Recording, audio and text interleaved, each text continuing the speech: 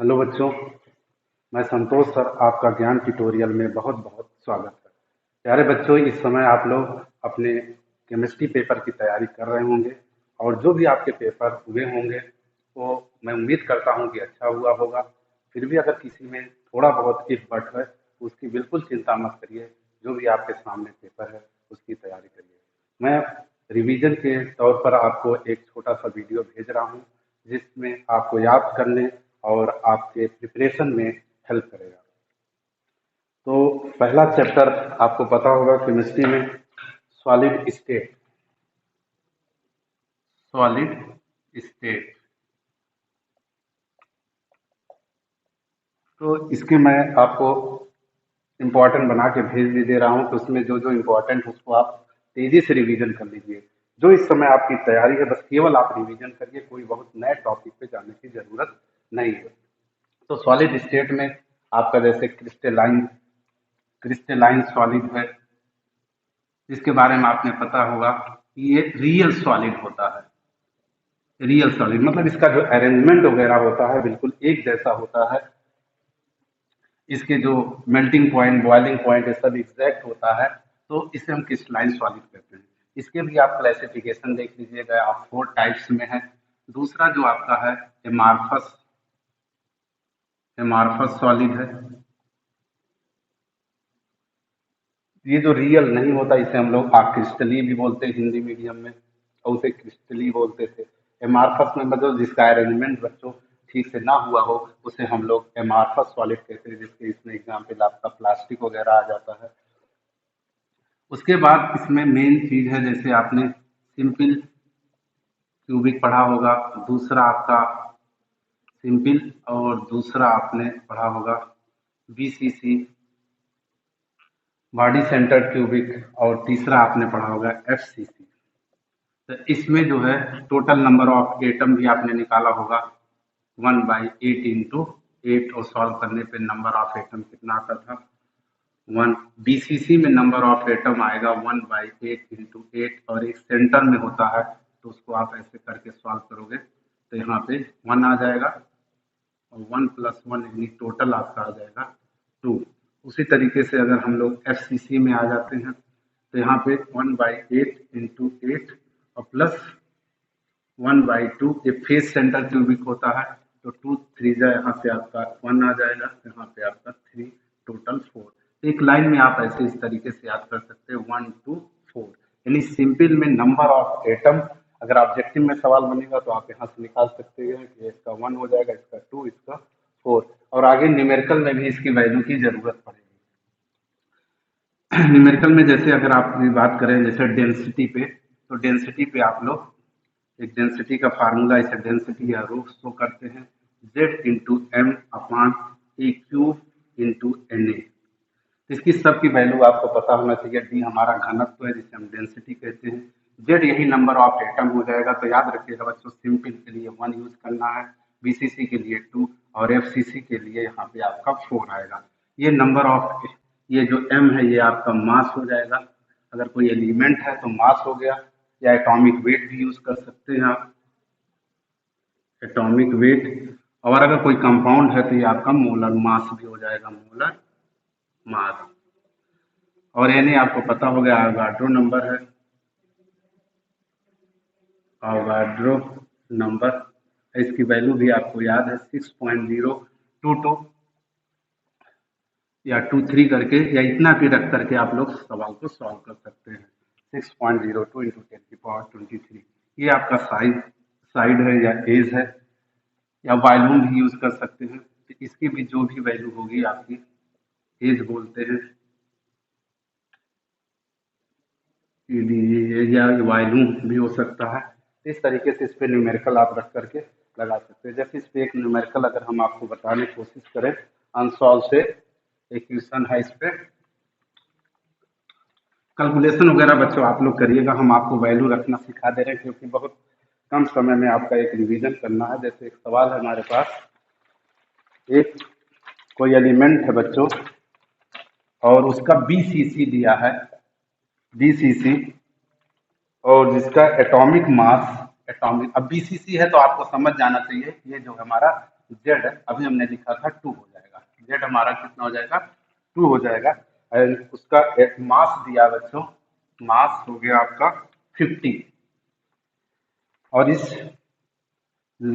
As की लंबाई दिया है, यानी जो हमारा ये क्यूब दिया था, यानी ये दिया होगा ए इक्वल टू आपका दिया होगा 290 पीएम पीएम, और उसकी डेंसिटी पूछ रहा है, क्या पूछ रहा है, डेंसिटी। तो आप इस तरीके से इसकी वैल्यू रख करके आप सॉल्व कर सकते हैं कि जो फार्मूला हमने लिखा था कि अगर आपको डेंसिटी पूछा तो D equal to Z into M upon A cube into N A.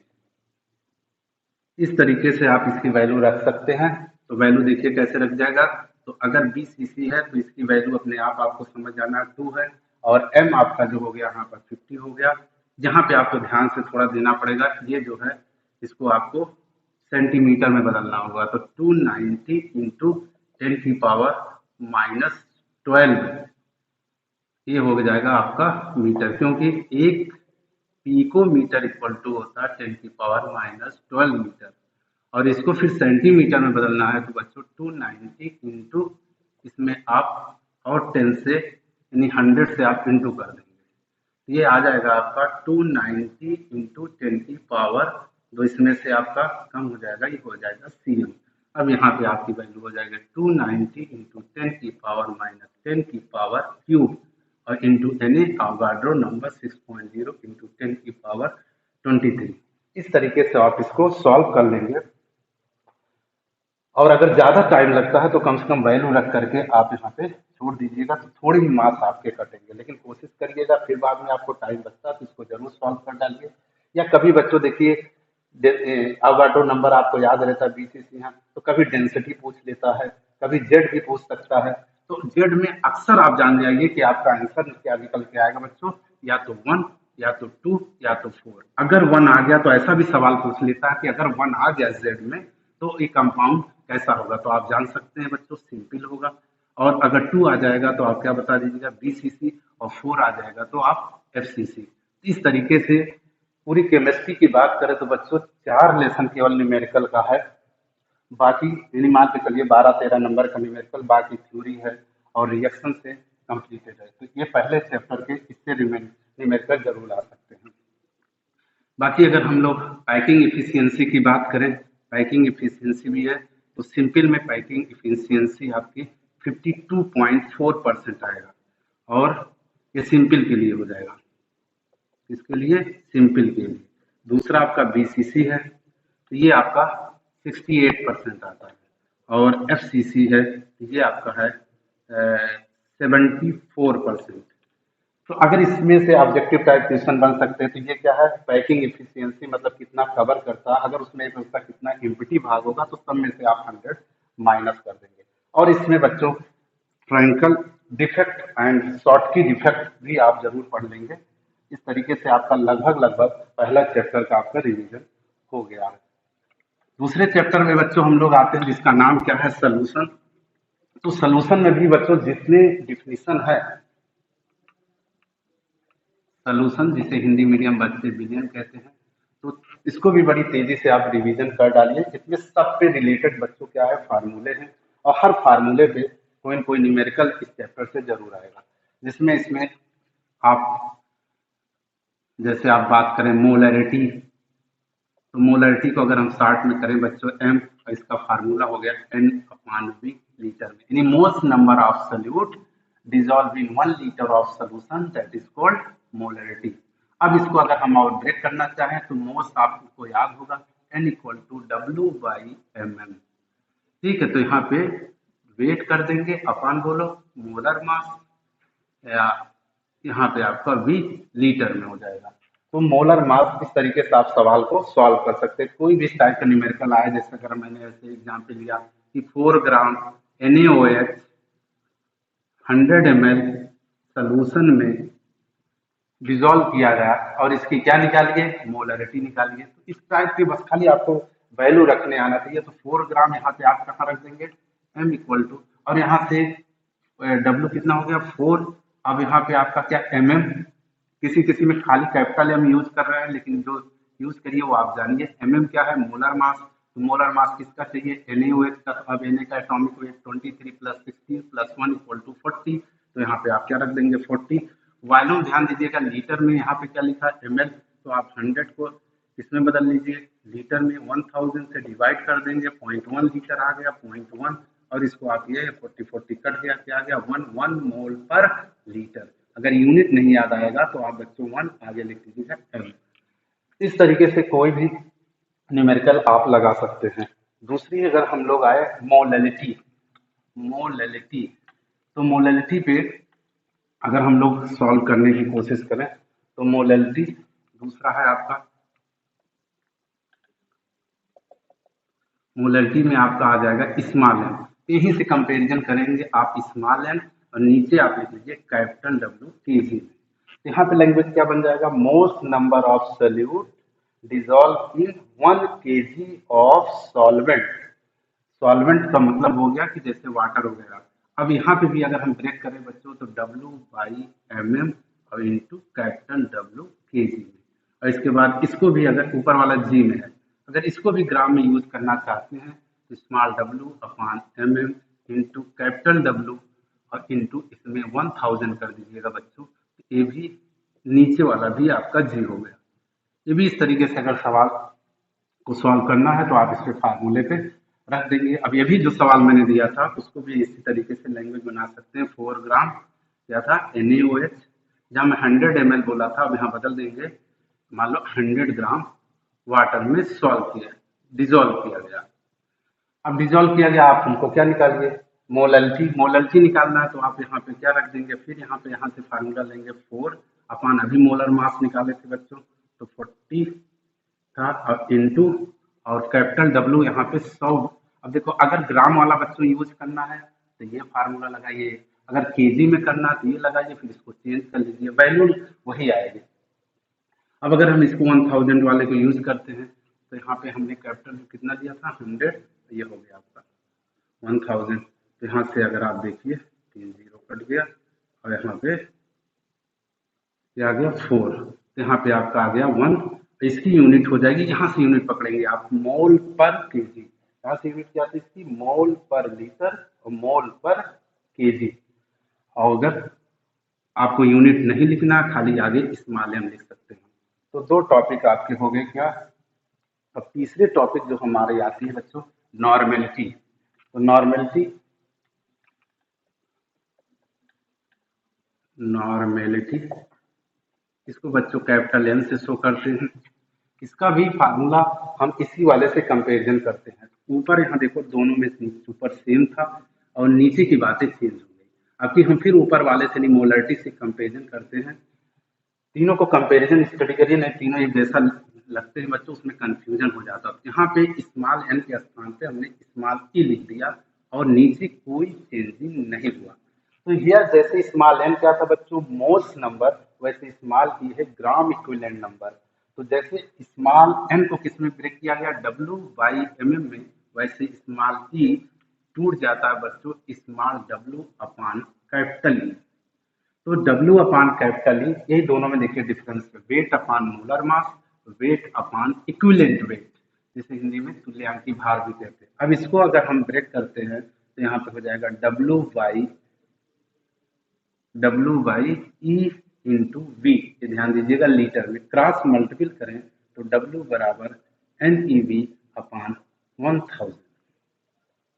इस तरीके से इसके भी न्यूमेरिकल आप लगा सकते हैं। ध्यान दीजिए अगर 1000 आपने कर दिया, पहले तो ये बच्चों यहाँ तक रहेगा, ये आपका लीटर में, लेकिन अगर आप उसको भी ml में यूज करना चाहते हैं तो ये, तो इस पे भी न्यूमेरिकल आ सकता है।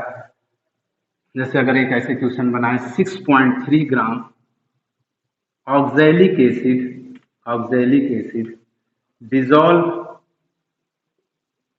इन 100 ml of solution, find the normality.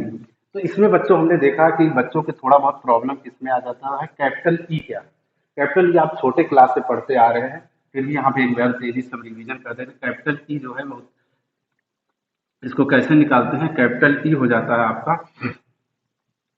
mm molar mass upon x. X या स्मॉल एन कहीं कहीं यूज करते हैं, तो एक्स का मतलब आप जानते रहिए बस।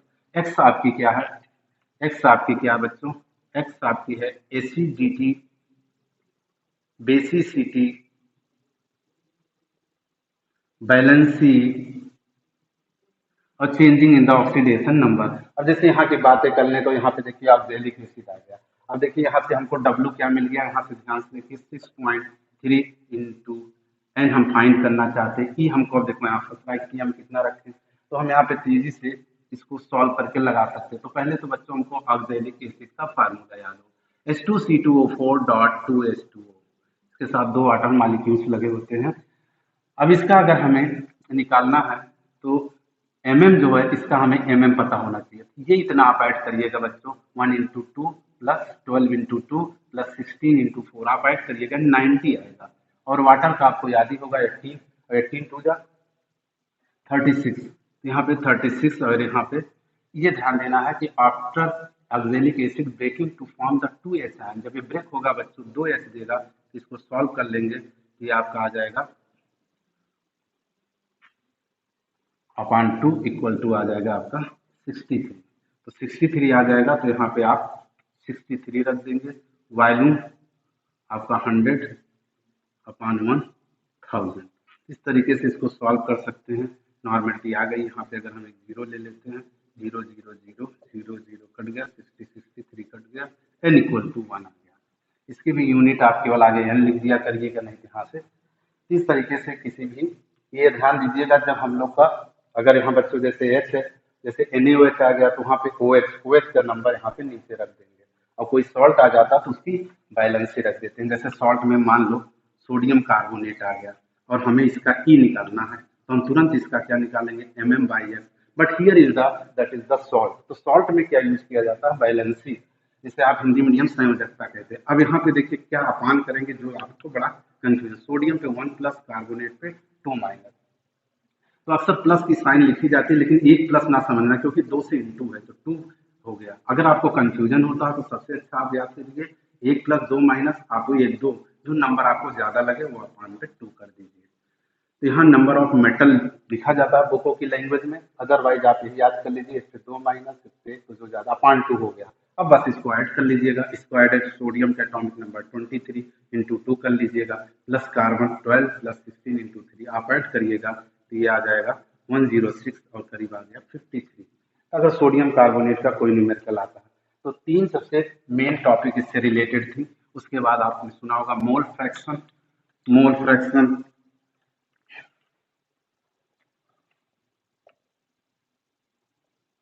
मोल फ्रैक्शन की डिफिनीशन भी आ सकती है, और इसमें जैसे मान के चलो 2 लोग हैं तो मोल फ्रैक्शन को इस तरीके से हम लोग शो कर दिए, एक्स या नीटा बोलते हैं इसे, तो एक्स ए मान लो, एक्स ए हो जाएगा इसी का A moles upon N A plus N B.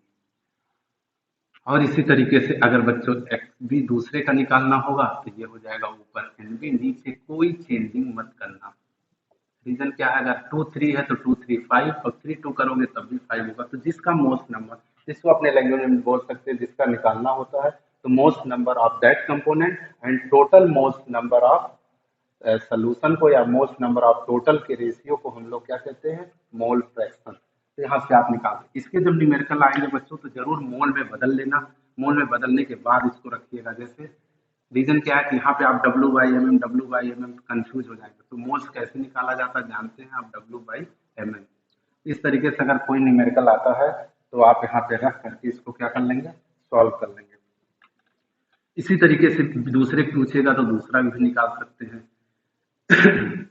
अगर फिर अगर आपको जैसे एक इसका और फार्मूला होता है X plus X B equal to 1, तो अगर बच्चों एक का निकल आया तो एक्स बी लगाने के बजाय आप यहाँ से इसको सब्ट्रैक्ट करके लगा देंगे।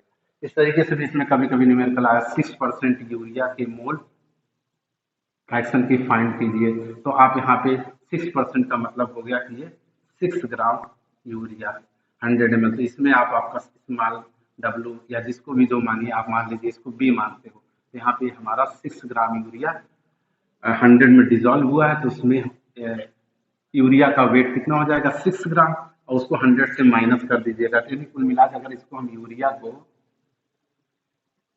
बी पोर्शन माने तो जो वाटर का सॉल्यूट होगा वो आपका हो जाएगा ए। तो इसमें इसका वेट क्या हो जाएगा, जैसे यहाँ पे अगर हम निकालना चाहें एन बी, तो ये हो जाएगा डब्ल्यू बाई एम एम। थोड़ा हिंट दे रहे हैं बच्चों, तो यहाँ पे 6 हो जाएगा। और इसका एम एम यूरिया का फार्मूला NH2CO NH2, और इसको मोलर मास आप ऐड कर लेंगे तो 60 होता है, तो 60 आप यहाँ पे जोड़ करके इसको सॉल्व कर लेंगे।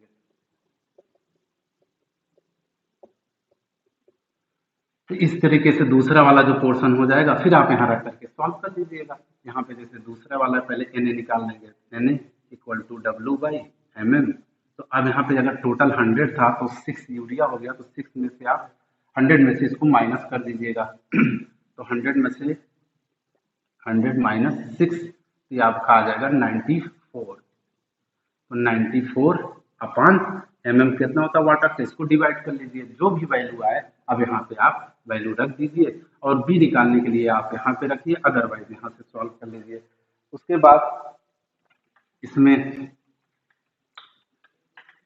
राउल्स लॉ जरूर पढ़ लीजिए, हेनरी लॉ, और उसके बाद कोलिगेटिव प्रॉपर्टीज होती है। कोलिगेटिव प्रॉपर्टीज जो होती है, जिनकी प्रॉपर्टीज सॉल्यूट सॉल्यूट के पार्टिकल पर, विलेय के पार्टिकल पर डिपेंड करती है, उसे हम कोलिगेटिव प्रॉपर्टीज कहते हैं। जिसमें आपका राउल्ट से रिलेटेड जो फार्मूला है उस पर लगा लेंगे सवाल। उसके बाद elevation in the boiling point, Raoult वाले से जैसे P not minus P S upon P not equal to यहाँ पे small N upon N plus N. ध्यान दीजिए यहाँ पे ये आपका मोस्ट नंबर ऑफ सॉल्यूट है, और ये मोस्ट नंबर ऑफ सॉल्यूट, और ये क्या सॉल्वेंट का, ये आपका पूरा था मोल फ्रैक्शन ऑफ इसका था सल्यूट का, ये इसके इक्वल होता है। फिर इसको अगर आप सॉल्व कर लेते हैं P not minus P S upon P not equal to, तो यहाँ पे अगर कैपिटल एन के कंपैरिजन में इसको नेग्लेक्ट करते हैं तो ये आपका small N upon capital N आ जाएगा। P not minus P S upon P not equal to, इसको आप तोड़ सकते हैं डब्ल्यू बाई एम एम, या छोटा एम ही लेते हैं, और यहाँ पे हो जाएगा capital W upon capital M. Solve करके आ जाएगा P not minus P S upon P not equal to W upon M equal to capital M. इस तरीके से इस पे न्यूमेरिकल तो लगा सकते हैं आप। ये सोल्यूशन का हो जाएगा और ये सॉल्वेंट का। उसके बाद आपने पढ़ा होगा elevation in boiling point, elevation in boiling point. तो इसमें आपने अगर फार्मूला याद होगा m equal to 1000 into K B into small W upon delta T B into capital W. ये ध्यान दीजिएगा मोलर मास है, तो ये डेल्टा टी बी जितना बॉइलिंग पॉइंट में इंक्रीजिंग हुआ है, ये सल्यूट का, ये सॉल्वेंट का, और के भी आपका 65। उसी तरीके से आपका फ्रीजिंग पॉइंट का है, इसी तरीके से फार्मूला होगा 1000 इंटू के F into small W upon delta T F into capital W. ये जब फ्रीजिंग पॉइंट का ये होगा, इसका ये होगा, ये जब आपका बॉइलिंग पॉइंट होगा तो सॉल्व करिएगा। उसके बाद अगर हम लोग आते हैं बच्चों, एक और बचा आपका ऑस्मोटिक प्रेशर। तो osmotic pressure P V equal to N R T पे बहुत न्यूमेरिकल आती है, तो यहाँ पे आप इस पे वैल्यू को रख करके सॉल्व कर लेंगे। अगर कहीं कहीं पे बच्चों पी को पाई यूज किया गया जैसे एनसीईआरटी में, फिर एन को तोड़ सकते हो W by M M R T. तो यहाँ पे याद होगा आपको ऑस्मोटिक प्रेशर, वी वॉल्यूम होगा, वेट हो गया, मोलर मास, आर गैस जो है यहाँ पे सोल्यूशन कांस्टेंट है जिसकी वैल्यू भी है 0.0821 भी होता है न्यूमेरिकल में, शायद आप इसको नेग्लेक्ट कर देंगे। यूनिट हो जाएगी आपका litre, ATM, kelvin inverse, mole inverse, इसकी वैल्यू रखेंगे और टी टेम्परेचर पे लगा लेंगे। इस तरीके से आपका ये सोल्यूशन का टॉपिक खत्म हो गया। अगर हम लोग बच्चों तीसरे वाले चैप्टर में जाते हैं जिसका नाम है इलेक्ट्रोकेमिस्ट्री, इसमें बच्चों मेन चीजें आप जरूर पढ़ लीजिए। जैसे इसमें सबसे मेन हमको लगता है नस्ट इक्वेशन आपको आनी चाहिए। नस्ट इक्वेशन, इस पे जो है न्यूमेरिकल जरूर प्रैक्टिस कर लेंगे। जैसे ई सेल इक्वल टू है E not cell minus 2.303 upon R T log O S upon R S, या प्रोडक्ट अपान रिएक्टेंट करके वैल्यू रख करके इस पे 2.303 आर टी, नीचे यहाँ बच्चों सॉरी एन एफ है यहाँ पे, और इसके बाद भी अगर इसको और शॉर्ट करना है तो ये ई नॉट 2.303 को इसमें आर की वैल्यू और टी की वैल्यू रखोगे। जब टी एक नॉर्मल टेम्परेचर 25 डिग्री सेल्सियस होता है उसमें आप 273 डाल रख देंगे, और ये फैराडे कांस्टेंट है 96500। जब इसका वैल्यू रखोगे तो ये आपका आ जाएगा सॉल्व करने पर -0.059। वन भी आ गया, इसी पे आप 0.059 और इस पे न्यूमेरिकल लगा लेंगे तो यहाँ से तीनों चीजें हट जाएंगी। केवल क्या बचेगा, एन और log OS upon RS oxidise substance and reduce substance, या यहाँ पे प्रोडक्ट अपॉन रिएक्टेंट पे। इस तरीके से जैसे हमारे पास न्यूमेरिकल है अनसॉल्व का, तो आप लोग जो है इसकी वैल्यू रखना आपको हम देगा। जैसे एक न्यूट्रिशन है mg सॉलिड दिया है 2 Ag प्लस है और इसकी वैल्यू दिया है 0.0001 m। ये यहाँ पे फिर ऐसे इक्वेशन दिया है mg2 प्लस और वैल्यू दिया है 0.130 m। इसमें ई नॉट का सेल दिया वैल्यू, ई नॉट ये वैल्यू दिया है 3.17 वोल्ट, और आपसे ई सेल के बारे में पूछ रहा है। तो कभी कभी बच्चों होता है सेल को आप शो कर दीजिए कि सेल कैसे, सेल के रूप में कैसे इसको शो करते हैं, ऐसे भी सवाल आ सकते हैं। तो यहाँ पे आप mg यहाँ अपना सॉलिड वगैरह लिख लेंगे और ये mg किस में चला गया 2 प्लस। तो ये आपका एक चीज एक सेल हो गया, और दूसरे सेल को जो जोड़ता है इस तरीके से आप शो कर देंगे, और दूसरा सेल आपका यहाँ से हो जाएगा Ag प्लस, और यहाँ पे आपका क्या हो गया, इसमें एक इक्वेशन अभी और होगा 2Ag, और उसमें तो Ag इसमें एक और होगा Ag, जब इसमें ऐड हो जाएगा तो यहाँ आपका हो जाएगा 2Ag। तो ये आपका हो जाएगा Ag। तो इस तरीके से इस इक्वेशन को आपको शो कर सकते हैं। उसके बाद जब ई सेल निकालना होगा आपको, तब आप जा करके इस पे फार्मूला लगा देंगे।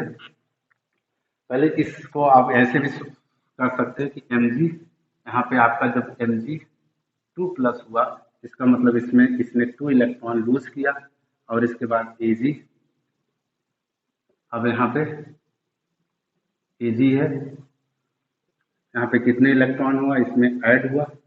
अब यहाँ पे बच्चों दोनों ऐड करना है, इसमें एक इलेक्ट्रॉन इसमें 2, इसलिए इसमें पूरे इक्वेशन में 2 से क्या कर दिया गया इनटू। तो इसमें 2 से जब इनटू हो जाएगा 2 इलेक्ट्रॉन कट जाएगा, तो यहाँ पे आपका mg और प्लस क्या आया 2Ag, और यहाँ पे mg2 प्लस और प्लस Ag।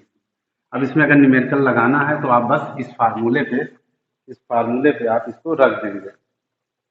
इस फार्मूले पर अगर आप रख रहे हैं बच्चों, E cell equal to E not cell की वैल्यू दिया होगा 3.17 माइनस 0.059 या 1 भी है, वहाँ पे रख सकते हैं।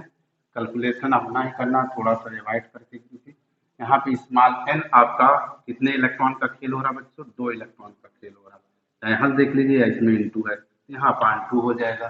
फिर लॉग OS यहाँ पे आपका mg2 प्लस, और नीचे क्या हो जाएगा, यहाँ पे ये चीज ध्यान दीजिएगा, ये जो आगे गिनती है वो कहाँ लग जाएगा बच्चों, स्क्वायर। बस अब इसमें आप 3.17.059 अपॉन 2 लॉग mg की वैल्यू कितनी दिया है, mg की वैल्यू यहाँ पे है तो अपना 0.130, और अपान इसकी वैल्यू कितनी दिया है 0.001, और यहाँ पे इसका लेकिन ध्यान देना क्या लगा स्क्वायर। इस तरीके से आप वैल्यू सॉल्व कर लेंगे जहां तक आप जा पाएंगे। अगर टाइम नहीं होगा तो बच्चों यहाँ तक जरूर आप सॉल्व करिएगा, जिससे आपकी, क्योंकि आजकल जो मार्क्स होता है, नंबर जो मिलता है बच्चों स्टेप वाइज मिलता है, तो इसलिए इसको इस तरीके से आप सॉल्व कर लेंगे। अगला जो बच्चों आता है कोल राउस लॉ जरूर याद कर करके जाइए, और छोटी छोटी इसमें डिफिनेशन है। मोलर कंडक्टिविटी और इक्विवेलेंट कंडक्टिविटी, तो ये सब छोटे छोटे डिफिनेशन और उसमें छोटे छोटे फार्मूले हैं, उस पर भी आप न्यूमेरिकल देख सकते हैं। फोर्थ चैप्टर में हम लोग आते हैं, इसका नाम है केमिकल काइनेटिक्स। केमिकल काइनेटिक्स, इसमें छोटे छोटे डिफिनेशन के साथ साथ आप इसमें फर्स्ट ऑर्डर और जीरो ऑर्डर के बारे में पढ़ेंगे, जिसमें सबसे मेन है बच्चों फर्स्ट ऑर्डर, और इसमें मॉलिक्यूलरिटी एंड ऑर्डर में डिफरेंस बहुत जरूरी है। मॉलिक्यूलरिटी एंड ऑर्डर में डिफरेंस बहुत जरूरी है। मॉलिक्यूलरिटी क्या होता है कि रिएक्शन में जितने लोग पार्टिसिपेट कर रहे हैं बच्चों, वो उसकी मॉलिक्यूलरिटी कहलाती है। और ऑर्डर जो होता है, जो उसके कंसंट्रेशन को डिटरमाइन करे। इसको ऐसे समझ सकते हो कि जैसे अगर दो बच्चे एग्जाम दे रहे हैं, अगर दो दो बच्चे एग्जाम दे रहे हैं तो मॉलिक्यूलरिटी दो हो गई, जिसे आप आणविकता कहते हैं, इसे कोटि कहते हैं।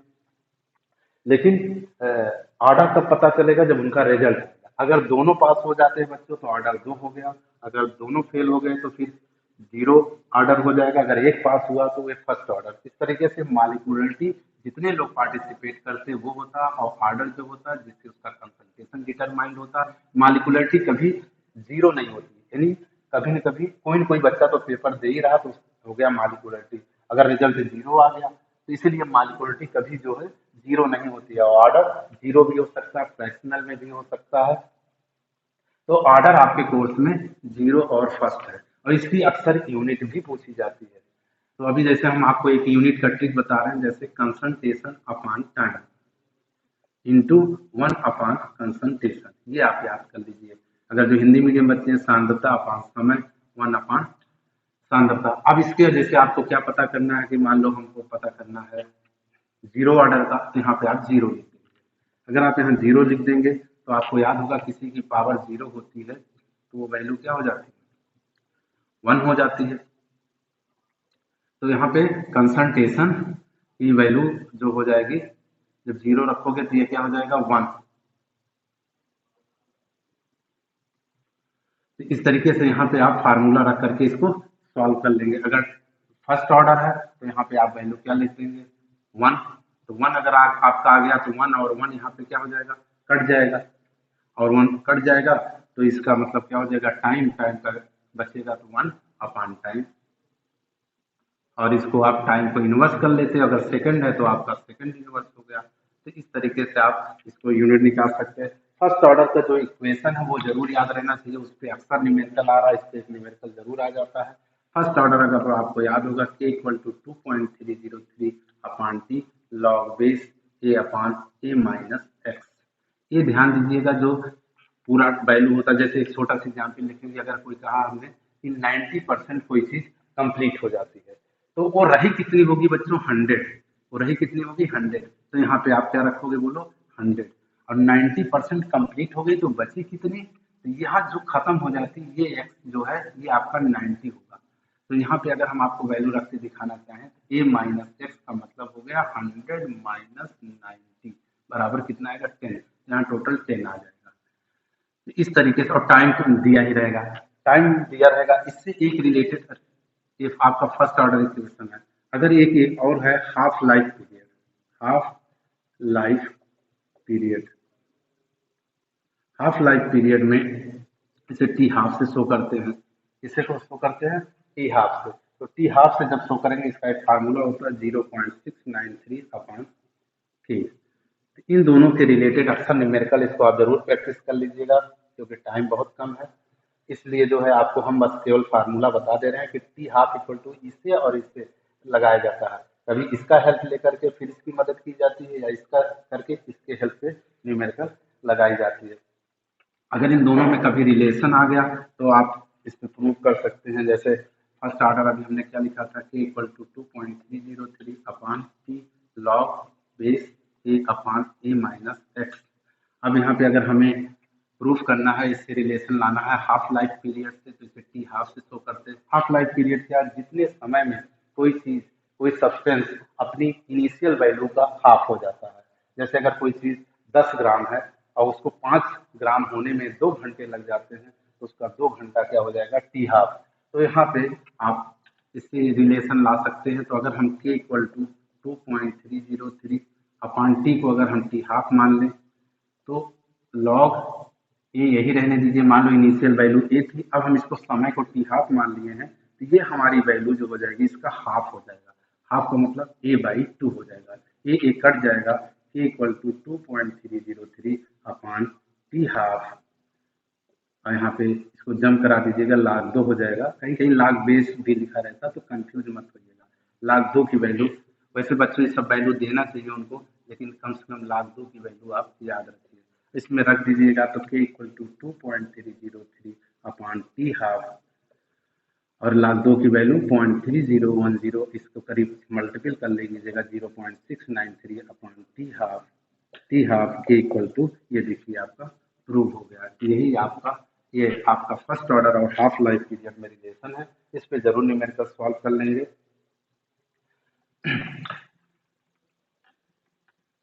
इसके बाद अगर हम लोग केमिकल काइनेटिक्स के बाद, बस बच्चों यहीं तक आपके न्यूमेरिकल की बात की जाती है। उसके बाद जो आपका अगला चैप्टर है जिसे हम लोग सरफेस केमिस्ट्री, सरफेस केमिस्ट्री, इसमें बच्चों केवल आप शॉर्ट नोट है सब टॉपिक पे, इसको मैंने नीचे भेज दिया जाएगा अभी आपको, तो उसमें आप इम्पोर्टेंट शॉर्ट नोट है, जैसे टिंडल इफेक्ट है, टिंडल टिंडल इफेक्ट है, ब्राउनियन मूवमेंट है, ब्राउनियन मूवमेंट है, हार्डी सूल्जे लॉ बहुत पूछा जाता है, हार्डी सूल्जे। इसमें अगर किसी को कंफ्यूजन हो रहा था, इन्होंने क्या कहा था कि अगर कोई भी कागुलेशन होगा तो ये जैसे अगर कोई पॉजिटिव कोलाइडल है तो वो निगेटिव से न्यूट्रलाइज होगा, और निगेटिव है तो पॉजिटिव से।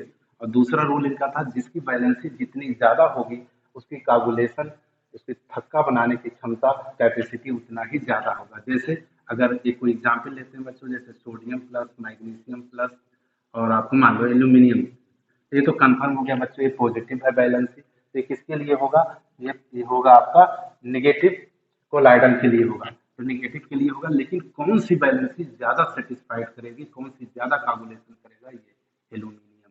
क्यों? क्योंकि इसकी बैलेंसी ज्यादा है, तो जितनी बैलेंसी ज्यादा होगी काबुलेशन कैपेसिटी उतनी ही ज्यादा। काबुलेशन मतलब थक्का बनाना, जैसे आपने देखा होगा लोग दाढ़ी शेप वगैरह बनाने के बाद क्या लगाते थे, फिटकरी, तो फिटकरी क्या करता था, उसके वहां पे कोagulation यानी थक्का बना देता था।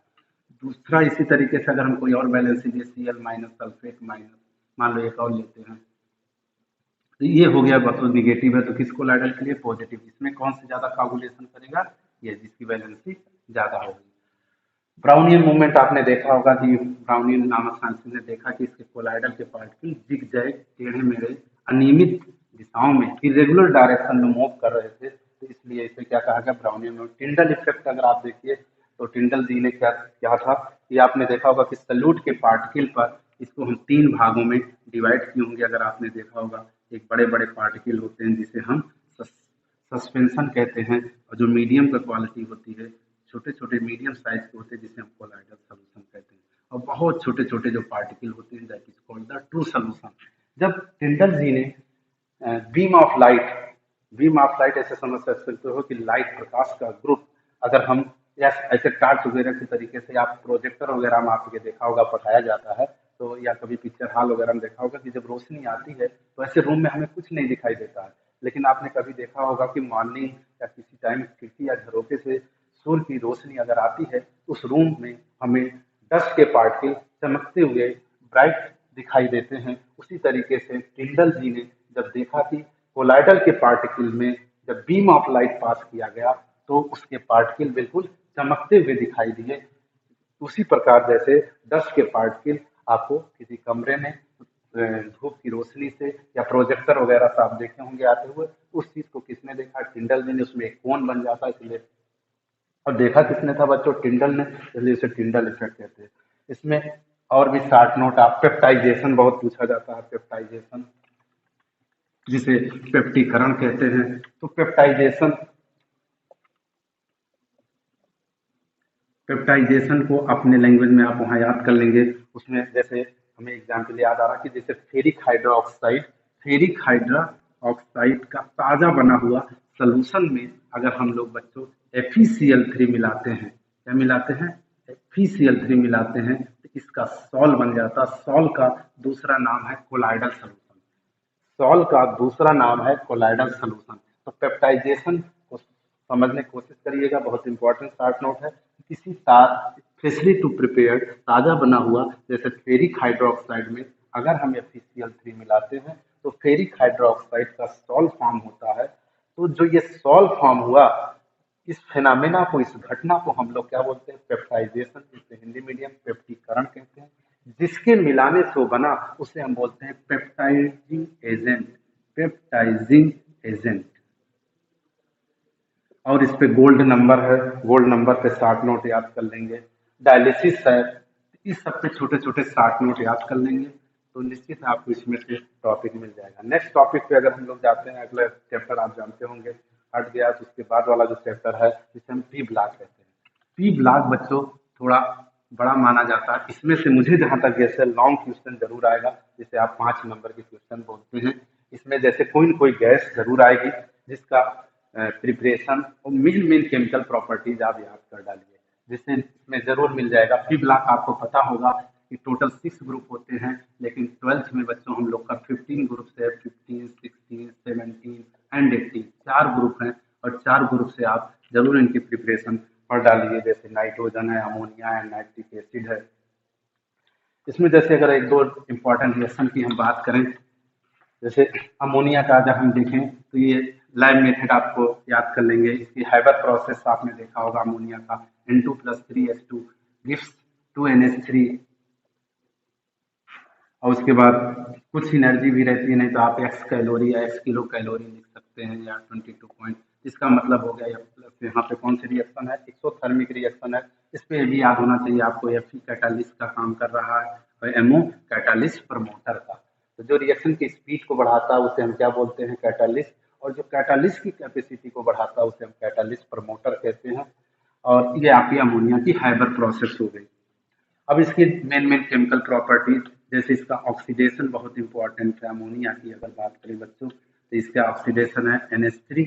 एक तो पैसे बच्चों O2 से इसे कम, एक जो कंबसन होता है उसमें खाली नाइट्रोजन और वाटर बनता है, लेकिन जो ऑक्सीडेशन होता है ये प्लेटिनम और 700 to 800। बैलेंस पे हम नहीं ध्यान दे रहे हैं बच्चों, टाइम लगेगा, टाइम मिलेगा आप लोग बैलेंस जरूर कर दीजिए। एक NO प्लस वाटर। और इसको इसलिए बहुत इंपॉर्टेंट है कि जो ये NO बना इसका नाम क्या है? Nitric oxide. अगर इसी नाइट्रिक ऑक्साइड को हम अगर आगे फिर O2 से रिएक्शन करा दें तो नाइट्रोजन डाइऑक्साइड, और इसी नाइट्रोजन डाइऑक्साइड की अगर हम वाटर से रिएक्शन करा दें तो हमारा HNO3 भी बन जाता है। यानी ये जो यहाँ हमने अमोनिया की इंपॉर्टेंट केमिकल प्रॉपर्टीज पढ़ा रहे थे, साथ में अगर हमने दो इक्वेशन को और इंक्रीज कर दिया तो नाइट्रिक एसिड, ये नाइट्रिक एसिड की प्रिपरेशन की कौन सी प्रोसेस बन गई? ओस्टवाल्ड। तो अगर ओस्टवाल्ड आता है तो आप समझ जाइए नाइट्रिक एसिड की हाइबर प्रोसेस आती है तो अमोनिया की।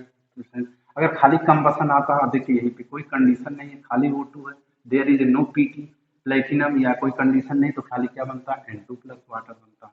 तो अमोनिया की और कोई रिएक्शन की इंपॉर्टेंट बात करें तो एक रिएक्शन हमें क्लोरीन से बहुत इंपॉर्टेंट नजर आ रही है। जैसे NH3 है, NH3 है प्लस रिएक्शन क्लोरीन से। अब यहाँ पे अभी क्लोरीन में भी बच्चों काम दे देगा, जैसे क्लोरीन में भी आपने पढ़ा होगा। तो अब दोनों की कंडीशन, अगर कोई कंडीशन नहीं पूछा है तो आप दोनों में से कोई रिएक्शन लिख सकते हैं, लेकिन वो ये इंटर की केमिस्ट्री है तो कुछ ना कुछ कंडीशन देखो आपको बाइंड अप कर देगा। जैसे यहाँ पे अमोनिया के नीचे क्या लिख देगा? एक्सेस। एक बार इसके नीचे लिख देगा एक्सेस। तो अब एक्सेस में जब अमोनिया एक्सेस में होगा तो बच्चों NH4Cl प्लस N2 बनेगा। जब क्लोरीन एक्सेस में होगा NCl3 प्लस HCl बनेगा, nitrogen trichloride, that is the explosive substance. Ammonia का और बहुत इंपॉर्टेंट हमें रिएक्शन में याद आ रहा है, जैसे NCERT की बात करें तो ऐसे कापर से रिएक्शन बना हुआ है। और बात करें तो इसमें से कापर सल्फेट मिला दिया है। और बात करें तो CuSO4 रहा, इसमें वाटर मिला दिया है NH4OH। तो बच्चों इससे कोई भी रिएक्शन आ सकता है। तो ये रिएक्शन जो होती है तो इसमें अगर हम आपको बात करें तो CuNH3 का होल 4, NH3 का क्या हो जाएगा? होल 4, और इसमें आपका 2 प्लस हो जाएगा। इस तरीके से इसको भी अगर हम लिखें तो CuNH3 का होल 4। तो इस तरीके से आपका ये साथ में सल्फेट है बच्चों, तो ये आपका यहाँ सल्फेट हो जाएगा। और यहाँ पे अगर ये है तो साथ में यही कंपाउंड बनेगा, साथ में वाटर बन जाएगा। ये कपड़े में जैसे नील लगाई जाती है ब्लू कलर का, तो ये आपका पर्शियन ब्लू की तरीके से ये डार्क ब्लू आपका कलर आ जाएगा। तो ये इसका नाम आपको अगला जो चैप्टर आपका ये 9th चैप्टर जिसे हम कोऑर्डिनेशन कंपाउंड कहते थे, यहाँ से आती है। आईपीसी भी हो सकती है। Tetra amine copper, oxidation number निकाल लेना, सेकंड आएगा tetra amine copper second sulphate. तो ये अमोनिया के बहुत इंपॉर्टेंट रिएक्शन जो हमको नजर आ रही थी। और इसी में अगर एक और जोड़ लेते हैं बच्चों, ये NH4OH रहने देते हैं, NH4OH और प्लस AgCl, तो ये आपस में रिएक्शन करेगा। तो यहाँ पे हो जाएगा आपका AgNH3 का होल ट्वाइस Cl, ये इस कंपाउंड बनेगा, प्लस वाटर कर लेना। तो ये अमोनिया है, डाई एमीन सिल्वर क्लोराइड। तो ये सब जो चीजें बच्चों कॉम्प्लेक्स कंपाउंड है, एंड आल्सो जो है कोऑर्डिनेशन कंपाउंड है। तो अमोनिया का इंपॉर्टेंट इसी तरीके से आप HNO3 के इंपॉर्टेंट रिएक्शन याद कर लेंगे। क्लोरीन की आपने देखा होगा लैब के साथ साथ डीकेन प्रोसेस होती है। डीकेन प्रोसेस में कैटालिस्ट का क्या काम करता है, ओजोन है, तो ये सब इंपॉर्टेंट देख लेंगे। H2SO4 आपका इस समय प्रिपरेशन नहीं है कोर्स में, इसकी केमिकल प्रॉपर्टीज पूछी जाती है। इसमें एक क्वेश्चन बहुत अच्छा आता है या रीजनिंग टाइप है कि H2SO4 अगर हम शुगर में मिलाते हैं तो वो शुगर मतलब चीनी में, तो चीनी काली क्यों पड़ जाती है। तो शुगर का फार्मूला C12H22O11। और याद रखिएगा बच्चों, आयरो के ऊपर लिखिएगा कंसंट्रेट H2SO4। और यहाँ से देखिए 11 ऑक्सीजन है, तो यहाँ पे आप 11 वाटर बना दीजिए। और प्लस जो है आपका कार्बन, ये किस कलर की होती है बच्चों, ब्लैक कलर की। किस कलर की, ब्लैक कलर की। इस तरीके से आप इसको जो है तो यहाँ पे H2SO4 वाटर निकाल दिया। इस रिएक्शन को कहते हैं बच्चों डिहाइड्रेशन। और ये जो है इसके प्रेजेंस में निकला, तो ये हो गया डिहाइड्रेटिंग एजेंट। Dehydrating agent. तो इस तरीके से आप जो है आपका ये जो रिएक्शन हो गया। अब अगला चैप्टर में हम आते हैं बच्चों, आपका डी और F block. D F block में आप डी ब्लॉक की डिफिनीशन, इसकी कैरेक्टरिस्टिक्स। डी ब्लॉक को ही ट्रांजिशन एलिमेंट कहते हैं। कौन सा एलिमेंट, ट्रांजिशन एलिमेंट, जिसे हम हिंदी में संक्रमण तत्व कहते हैं। और थोड़ा सा एफ ब्लॉक के बारे में पढ़ लीजिएगा। ये चीज है लेंथेनाइट कंट्रैक्शन, लेंथेनॉइड कंट्रैक्शन जरूर पढ़ लीजिएगा बच्चों। लेंथेनाइट कंट्रैक्शन कैसे ये जाता है लेफ्ट टू राइट, तो साइज क्या होती है, डिक्रीज होती जाती है। उसमें आप पढ़ लेंगे जैसे यहाँ पे जाते इफेक्टिव न्यूक्लियर चार्ज इंक्रीज होता है, और बीच में जो ये बाधा बनता है या रोकता है, इसे हम स्क्रीनिंग इफेक्ट कहते हैं। अगर स्क्रीनिंग इफेक्ट हमारा वीक होता है तो यह ब्लॉक के लोगों का स्क्रीनिंग इफेक्ट क्या होता है, वीक होता है। वीक होता है तो हमारा इफेक्टिव न्यूक्लियर चार्ज अट्रैक्शन ज़्यादा इफेक्टिव होगा। अगर वो ज़्यादा इफेक्टिव होगा तो साइज क्या हो जाती है, छोटी हो जाती है। और इसके बाद नेक्स्ट चैप्टर जो आता है कोऑर्डिनेशन कंपाउंड। कोऑर्डिनेशन कंपाउंड में आप उसके आईपीएसी वगैरह जरूर प्रैक्टिस कर लीजिएगा, आईपीएसी जरूर प्रैक्टिस कर लीजिएगा। उसके बाद उसमें जो थ्योरी है VVT, Werner theory, CFT theory, और उसमें अक्सर ये डाइडेंटेट लिगेंड होगा। तो आपने देखा होगा जैसे जब कोई एक एलिमेंट देने वाला होता है, जैसे अमोनिया है, इसमें लोन पेयर एक मेंबर देने वाला इलेक्ट्रॉन होता है तो उसे हम मोनोडेंटेट कहते हैं, और दो देने वाला होता है तो उसे हम डाइडेंटेट कहते हैं। डाइडेंटेट में एक बहुत फेमस एग्जाम्पल चल रहा है बच्चों, इंगन, जिसका नाम है एथिलीन डाइएमीन। इसका फार्मूला अगर याद करिए तो CH2 ये डबल बॉन्ड है, ये देखिए एथिलीन था। अब इसका बॉन्ड हटाइए और दोनों जगह क्या जोड़ दीजिए, NH2। यहाँ देने वाले बच्चों दो लोग हैं, यहाँ पे नाइट्रोजन, इसी का शॉर्ट फॉर्म इंगन है, एथिलीन डाइएमीन है। और ऑर्गेनिक की भी अगर आप आईपीसी पढ़े होंगे तो ये आपका एथेन 1,2 डाइएमीन है। तो इसी में एक बच्चों होता है एम्बीडेंटेट, ये जरूर याद कर लेंगे, आप पढ़ लेंगे एम्बीडेंटेट। एम्बीडेंटेट में आपका जैसे CN आता है, इसमें या NO2 आता है। इसमें क्या होता है कि दोनों जो है किसी सेंट्रल एटम को इलेक्ट्रॉन दे सकते हैं। जैसे अगर हमने ऐसे CN बनाया, ये मान लो मेटल है, तो यहाँ C दे रहा। अगर हम इसको ऐसे बना दे बच्चों N, तो यहाँ कौन दे रहा है? नाइट्रोजन। तो इस टाइप का लिगेंड जहाँ पे दोनों एलिमेंट इलेक्ट्रॉन दे सकते हैं, इसे हम एम्बिडेंटेड कहते हैं। इसकी आईपीसी जरूर पढ़ लेना, जिसमें एक दो आईपीसी दे करके, अभी जैसे हमने कॉपर सल्फेट वाला जो कंपाउंड बना था बच्चों, CuNH3 का होल 4, यहाँ पे कोशिश करके बता दे रहे हैं। यहाँ पे सबसे पहले बच्चों इसको पहचाना जाता है किस टाइप का कॉम्प्लेक्स है। तो याद करने का तरीका, जैसे सल्फेट यहाँ से हटेगा, माइनस होता तो इस पे क्या आ जाएगा? प्लस। अगर ऐसे नहीं आ रहा तो आप इसको ब्रेक कर दीजिए, CuNH3 का होल 4 और सल्फेट 2 माइनस। ये जरूर आपको याद होना चाहिए, ये हमारा कॉम्प्लेक्स कैसा है। तो 3 टाइप के कॉम्प्लेक्स होते हैं। अगर ऐसे लिखा है तो भैया बिना चश्मे दिखाई दे रहा है कि भैया 2 पॉजिटिव है। अगर इस टाइप से लिखा है तो आपको ध्यान देना होगा कि यहाँ जब आप हटाएंगे इस पे माइनस है, 2 माइनस होता तो इस पे क्या आ जाएगा? प्लस। तो ये हमारा कैसा है? पॉजिटिव लिगेंड है। अगर ये पॉजिटिव लिगेंड है, और याद रखिएगा, और एक न्यूट्रल लिगेंड होता है। जैसे एक एग्जाम्पल अभी हम लेते हैं FeCO का, मान लो 4 5। अब इसके लेफ्ट भी नहीं कुछ राइट, राइट भी नहीं, तो ये कैसा है बच्चों? Neutral ligand. ये दोनों टाइप के लिगेंड में का जो आईपीसी का रूल है, दोनों से एग्जाम्पल बता सकते हैं। इसमें सबसे पहले ये आप बड़े ब्रैकेट के अंदर जाएंगे, अंदर आपको मेटल, हाँ ये मेटल है, ये आपका सेंट्रल मेटल होगा। ये लिगेंड होता है जो लोन पेयर इलेक्ट्रॉन देता है, और ये आपका काउंटर आयन है जो किनारे होता है ब्रैकेट के लेफ्ट या राइट। सबसे पहले आप लिगेंड पे जाएंगे। लिगेंड आपका अमोनिया, 4 को हम लोग केमिस्ट्री में क्या बोलते हैं? कोई गैपिंग ना करिएगा, स्मॉल लेटर में टेट्रा एमाइन। अमोनिया क्या बोलते हैं? Amine, tetra amine. फिर इसके बाद सेंट्रल मेटल का नाम लिखेंगे, कॉपर, और उसके बाद तुरंत इसके ऑक्सीडेशन नंबर निकाल लेंगे। अगर ये नहीं आ रहा तो आप ऐसे एक्स, अमोनिया के याद रखिएगा 0, और प्लस सल्फेट, ये सब याद कर डालिए किस पे क्या चार्जेज होते हैं। और सल्फेट का क्या होता है बच्चों? -2। तो इसको सॉल्व करोगे तो 0 x इक्वल टू क्या आ गया? +2। तो यहाँ पे आपका रोमन में ऐसे लिखेगा, कभी 0 आएगा तो ऐसे ब्रैकेट में 0 कर दीजिएगा। तो tetra amine copper, oxidation number निकाला सेकंड, बाहर क्या है? सल्फेट। क्या है? सल्फेट। तो tetra amine copper second sulphate.